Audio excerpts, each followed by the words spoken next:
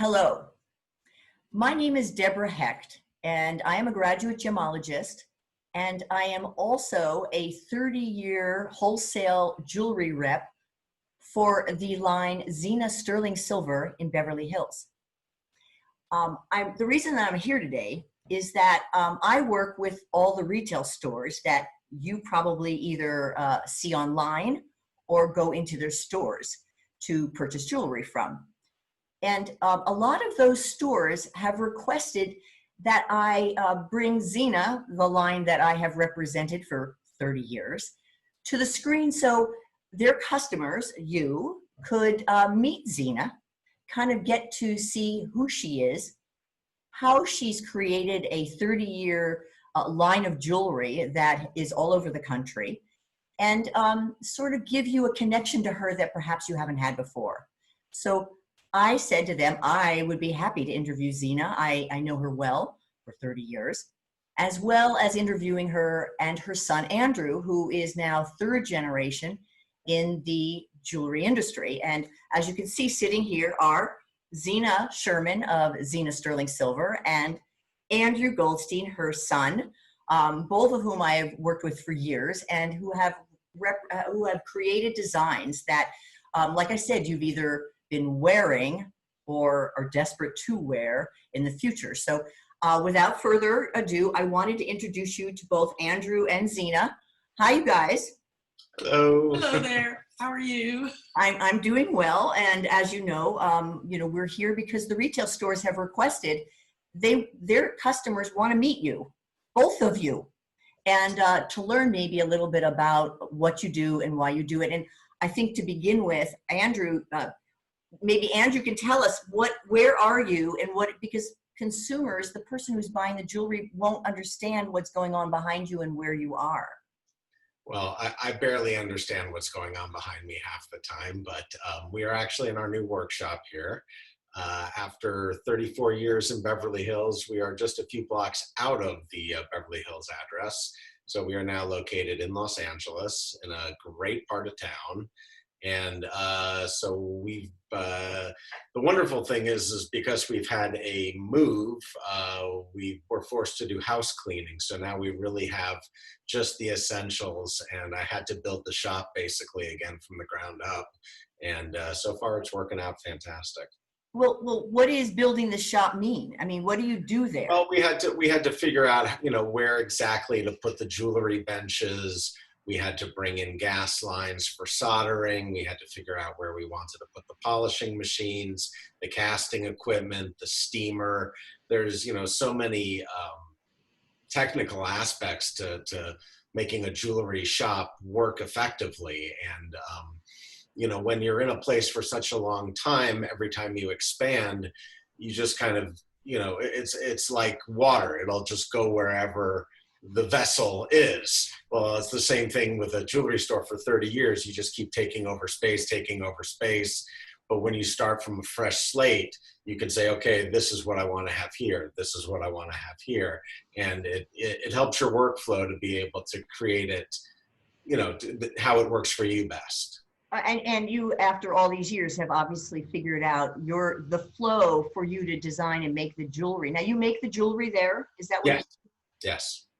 Okay, well, so everybody kind of now, you kind of have an idea that they're working in their jewelry workshop, which, you and I maybe don't know so well, but Zina and Andrew do. And I want to have Zina now explain. I mean, Zina's been doing this a long time. Maybe give us a little of your background, Zina, so they kind of know how this has moved along to this point.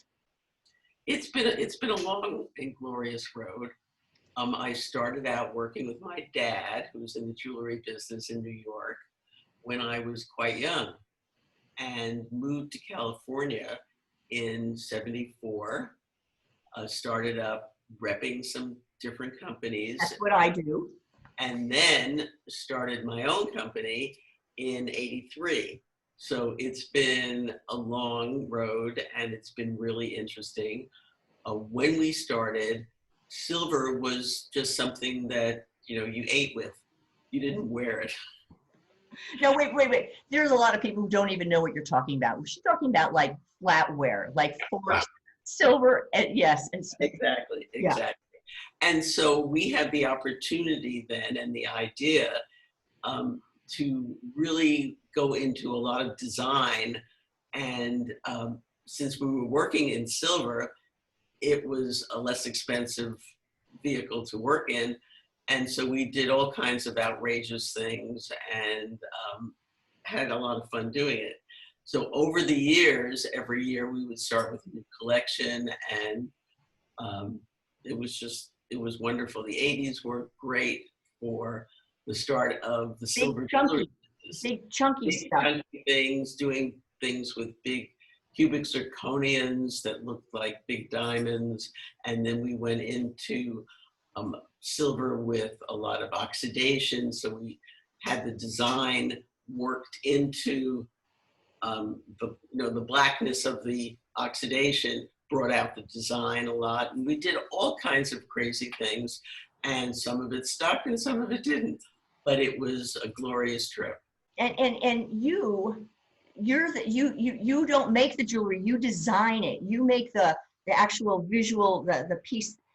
Tell us how you do that, because again, I only sell it. I'm a gemologist. I appreciate it, I can value it, but I have no idea, how do you even begin to conceptualize a design, a collection? How do you do that? Well, it happens in a lot of different ways. We start out sometimes, I love nature and I love plants and flowers and things like that. So if I have an idea about what the shape is, I will either sketch it or I will take a picture of a leaf, and then we start working it. Years ago, when we started, we were doing wax carvings. Today, it's a whole other way of Well, working. is it a whole other thing because of technology that Andrew brings to the Absolutely, table? absolutely. He's the techno man. So if you need something technically made, you go to Andrew. Right. Exactly. We now have computer-aided design, CAD, and there's a lot of programs out there that work very differently, but basically we can create almost anything we can imagine into a computer file, and then we have printers that actually, instead of printing with ink, they print with wax into 3 dimensions. And once the digital file is done, you can print as many as you want. You can go back if you decided you wanted to use a marquee stone instead of a round stone. It's very simple to make minor modifications. So what you're saying is that the old ways, like where in the old studio where you were, you would have a bench with blocks of working with wax and all this stuff, and now moving into this new office, you don't need that wax set up as much. You're now. Well, it's not so much the new office. I mean, CAD has really taken off in jewelry over the last 20 years. I would say we've been doing it for the last 10 to 12 years. But now, whereas before we would make a model in CAD and then we'd have it printed into some material, then we would mold it and go through the old lost wax process. Now the technology has gotten so good that we don't even have to make molds anymore. We just print the waxes as we need them and cast them basically to order. We tried to shoot waxes and photograph them, and so we could reference where they exist, which is actually kind of interesting because my very first job in the jewelry industry was shooting waxes in my grandfather's factory when I was about 8 years old. I didn't mention that. 3 generations. Right. Okay, so the idea more is, and I think I want you all to understand that what Andrew's skill and knowledge is so broad that, if you have an idea, you can bring it to your store. And Andrew can figure out using technologies of today or past technologies to be able to make things like that. And that is something that a lot of designers cannot do. And that's one of the wonderful things. And that's actually what I'm enjoying more these days after doing this for 34 years myself. I like the challenge of having customers come to us and say, whether it's, a special pendant for either a corporate gift or, a special, from husband to wife, 50th anniversary. I mean, whatever it is, we're really we love doing custom work and special. And you can take the stones. They can bring you stones. They can bring you metal. Oh Um, yeah. and We've redesigned all kinds of things using customers' existing stones, existing metal. yeah, so you all could know that though. Now I do want to kind of move along because I don't want to. I know he can get very heady about the technology and how to create, and I don't even understand it. So I mean, I can't imagine we don't. Okay, now One of the things that I've done over the years is we created collections and different rings or earrings that have become classics over the years. yes, you have. There have been styles that we've done years ago, let's say in 1985, that is still as current today as it was in 85. And it's a classic. A lot of classic that Yeah, we did. and what I want what I want you all to know is that it's very unusual for a designer, a family designer, to be around for 30 plus years in this business. You know, and it's in testimony to what Zina has created and now Andrew has continued, is that they do bring not just the designs, but the quality. And I do want to talk about, from my experience, and then I want to ask them their answers to this question. And that is, you know, what about what you do is the most exciting part of it for you? And Andrew's kind of shared a little bit, but I want to share my most exciting part of when I'm selling and dealing with the Zina Sterling Silver line. Firstly, every year Andrew and Zina come out with new design. And it's like Christmas, it's like a holiday. I get to touch it, I get to feel it. I'm like, ooh, this is great, this is awesome. And then I go into the retail store and show it to, in one way or another. There are different ways of doing that these days with technology. But then they can see it, they can touch it, and they can choose it. And we all get excited about what you, the consumer, would most want to wear or give as a gift. So that whole process, I'm a people person. So for me to connect with my retail stores, with this beautiful jewelry, that's what excites me about being in this business and what I do. Now, I want to know from the two of you, what is it about this industry, our business, that is the most exciting part? I think Andrew sort of alluded to it a little bit himself, but Zina, what about you? Well, one of the things that excites me so much is when I'm out and about and suddenly I'm seeing people wearing the jewelry that I created. And I get very excited, and usually we talk about it, and I get a lot of input that way as well, so that I can expand what I'm doing and see what people are looking for. I'm out and about all the time, and so whether it's the area of fashion, architecture, landscaping, these all give me ideas of how to go forward with some of the jewelry. Yes, so that I get to be excited about what it is you come up with. Exactly. It's sort of a train thing. Okay, and Andrew? Well, I mean, I'm always been more, hands-on. I did attend jewelry school, and I've done all aspects of the jewelry business. So actually starting with an idea and seeing it actually come to life and be finished, and then of course, knowing that someone is actually going to be choosing to wear this, on a daily or weekly basis is wonderful. But I would say equally as important, or that I get pleasure, is that having been around for as long as we have, and we still have customers that have been with us since day one. And even though we're not out on the road seeing them, we do go to industry trade shows and we get to see our friends, and still, they still support us by buying our product. And the relationships in the business have been wonderful to maintain. Okay. I totally agree. That's been, again, that's about relationships. And when I get to go to a show and see clients that have bought jewelry and sold it to the consumer, and the consumer has worn it for so many years. We sometimes have people come in, they've worn a piece for like 10, 15 years. They go, can you clean this up?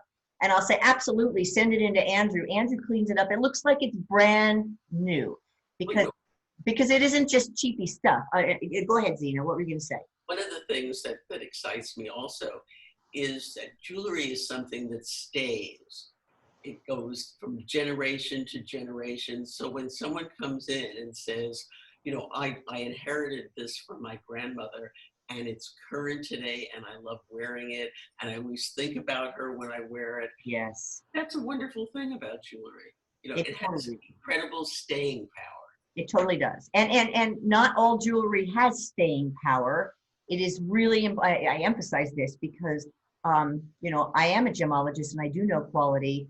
And it's why I've sold Zina for all these years, is that the quality, when you heft it, when you feel a piece of Zina, you really feel a piece of jewelry. It isn't like something that's going to fall down and break.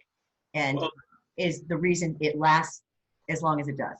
You know, and the difference is also, you know, when you're talking about the cost of metal. I mean, currently right now, everything's high, but you know, silver is $18 an ounce.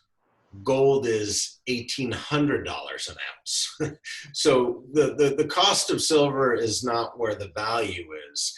The value is in the fact that whether we're working in silver or gold, because we do a lot of work in gold too, uh, the craftsmanship doesn't change. The attention to detail doesn't change.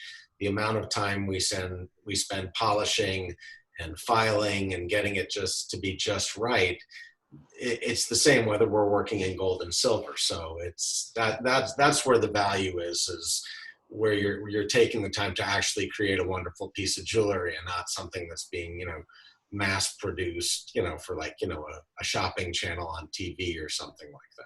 Right, right. And I want to make sure that who is watching this video understands the difference and the it's important for us because, like Zina said, there's something intrinsic about the passing it on. I totally get that. And if you don't have a piece that's quality, you don't have a piece to pass on. And it does. It builds a history like from your grandmother. I love that.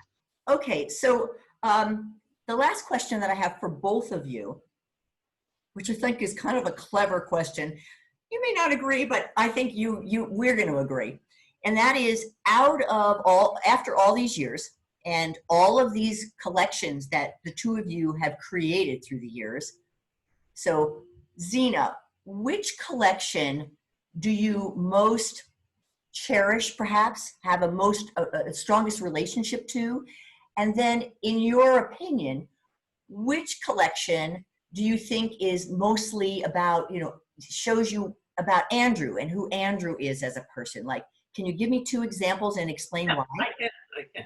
Well, the collection that I like the best, we call it the contemporary collection. I like clean lines, I like simplicity, and I like things that have lasting quality about them.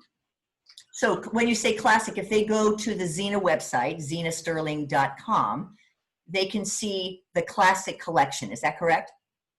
Yeah, it would be under contemporary. Contemporary. Okay. Okay. The collection that I think Andrew seems to gravitate to and started this two collections. One, he became very interested in tiki, all the tiki things, you know, tiki bars, tiki rings. So I think the earrings that you're wearing is part of that tiki collection. And I think the collection that he's first started with, which was the swirl collection, has incredible lasting qualities about it. Which has a lot of the wheat in it. Yes. And when he started doing that, he actually started doing it with wax carving. So it's the old style. The old style, because that's where he started. And people love it. Yes, yes. It's not precise. It has its own flow to it. There's errors, or there aren't any errors. You can't make an error, but it's just free flowing. And so that when I think about collections that he's done, those are the two that stick in my mind. Okay, okay, fair enough. Now, Andrew, you're up, man. Okay. Well, we're talking 34 years here. Yeah. One of the collections that really gave us a lot of room to experiment with was one year. Zina's husband at the time, gentleman Jerry Sherman, who she founded the company with many years ago, had given her a set of these just enormous Baroque pearls. Yes. I mean, they were stunning. I still have. They were extremely expensive. And somehow Zina had the idea, like, I would love to travel in these, but I don't want to, take, I don't know, the price of a car, perhaps. Oh yeah, yeah. Around Oh that. my gosh. So we actually created them as beads in sterling silver, and the look, Yes. it's like you can imagine, just traditional large silver beads is a very classic look that has been around for the ages. And the same thing with pearls. So whether you're seeing pearls or silver, the effect is very much the same. With the Baroque pearls, they have a very organic feel to them. They're bumpy and they're lumpy, and they don't all look the same. But when you string them all together, I think that has to be one of our most classic looks of all time. And from that, it led to the Riverstone collection, where we actually did kind of a squashed version, almost like a pebble of silver. And then we were using beads that you could get from the Sleeping Beauty mine in Arizona, which is turquoise. Right, the turquoise. And then we also did onyx and mixed them together. Yep. And those collections are, those are the kinds of collections that there's no age to. That's classic. I agree, and I have to before you tell me what you think about the design that you most connect with Zina with, I want to say something about those pearls. It's great when I go in retail stores. Pearls is a big category for a lot of people. A lot of times because they come from a more classic background, or it's sort of a I don't know. It has a certain look to it, a style that is a little more tailored.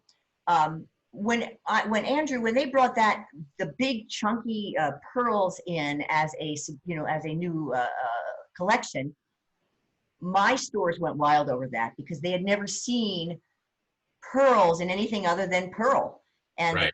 this was like blew their minds. And then Zina, of course, took it to a whole nother level, and she actually used or Andrew, I don't know who did it, with a black leather cord and tied knots, and had these beautiful big Baroque pearl silver pieces. And that was all Zina. It was funky. It was funky. But it was beautiful. And, it looked like if you were wearing a black outfit and you had this long strand of black cord, leather cord with these beautiful big pearls. They were like floating. And that is actually a collection that, I still love it. I think retail stores would be smart to carry them now. Classic is a nice thing. Another one of Zina's ideas is classic, a contemporary classic. But that's a really beautiful collection. I love that one, Andrew, as a matter of fact. What would you say about a collection that connects to your mom? That was it. Oh, is that the one you thought of? Yeah. No, that is the one. Yes. Okay, that is the one. So that is the Zina one. And right. Which was the one for you that you most connected to? Ooh, I'd have to say our current collection right now, I'm a child of the 60s. The earrings that you're wearing, even though they're part of the Tiki collection, I see them very much as like the background wallpaper on Love Connection or The Dating Game or whatever it was at the time. It has that really postmodern kind of feel. And over the years, we've spent a lot of time in Palm Springs, and Palm Springs is a mecca for, postmodern architecture, mid-century. And so our latest Palm Springs collection, I'm probably the most proud of. We were at a trade show last year where we debuted the collection. And it was literally, I think, it's been a long time since I've delivered a new collection like that, and absolutely every single customer purchased it. They did. I was there. I saw it. And it's true. That was it. It used to be an extremely successful collection, and one that I'm very proud of, and one that I intend to create new pieces for this year. Oh, nice, nice. So we're going to grow that one, are we, Andrew? Oh, we are. I always have to ask him, well, what are we growing next year? And he tells me, lets me know. Now, before we complete, there is one thing that they have not spoken about that I think is really important, and that is men's jewelry. Men's jewelry is a category that most people never pay attention to, and there are a lot of men who will want to wear a chain or a cool bracelet, rings at times, cufflinks. And Zina and Andrew have always kept those collections current and available so that, a lot of times people are looking for something for a man, and sometimes those bracelets, they are hip. They can be silver with leather, straight silver, oxidized, like Zina said, or bright. And that is a category that you guys do. I mean, a lot of people don't ever care about the men's jewelry, but you have always. Well, it's an interesting path to explore, because you have either really boring, ID bracelets, or you've got, some designers that design so much over the top. Not everyone aspires to be a rock star or a biker. So, you have to find that middle ground that more people can relate to. And one of, the more successful directions we've taken is, combinations of leather and silver together. Yeah. And that's a great timeless look. And a lot of guys really go for that. And it's been very good. Yes. And I want to make sure I mention that, because of course, jewelry, you think of women's jewelry and you don't think of men's jewelry, but with Zina, you can.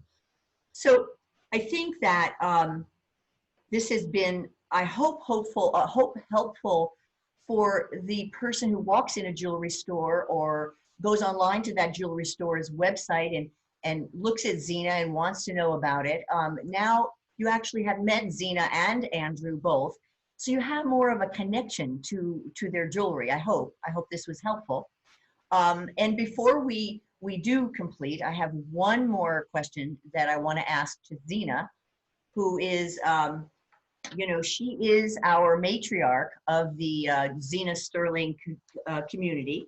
And I always think I wrote it here, I would like to ask her to share some wisdom that perhaps that she feels that could maybe add to people's lives today. And, I think it's really important that we not only honor our OGs, original gangstas, but that we maybe ask them what it is about life that they know that maybe we all could learn. And I wanted to give Zina that opportunity to maybe give us and shed some wisdom on life today. Wow, that's a pretty good question. Well, in just thinking about it, I think the one thing that sticks out for me in my life is attitude. And I've always tried to have a positive attitude. I've always tried to enjoy life to the utmost. And even challenges that come along, it's how you approach it. And if you have a positive attitude, that makes all the difference in the world. Okay, you all heard that. Stay positive. Think about the pluses, not always the minuses, I guess, huh? True. Okay. Well, I thank you all. I hope that this time was enjoyable for you, that you learned something, and now know about Zina Sterling Silver. You can find her her line at many stores. If they don't have it at your particular store, tell them to get it. They'll call me and I'll make sure they get Zina in their stores. Otherwise, you can look at the collections that they spoke about at zinasterling.com. And I wish you all a great day. Namaste.